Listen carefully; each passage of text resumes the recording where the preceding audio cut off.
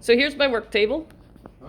In the foreground, we see a finished mask, the big piece, and a big old t-shirt that's already been cannibalized, so now it's kind of a belly shirt. So the general idea is we're going to cut a chunk.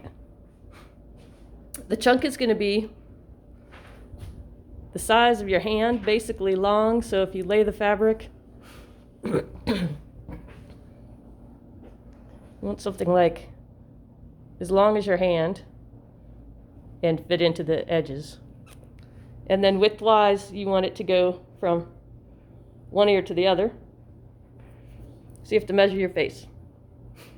One of the things that's interesting about this fabric is it stretches, because it's simply a cotton t-shirt.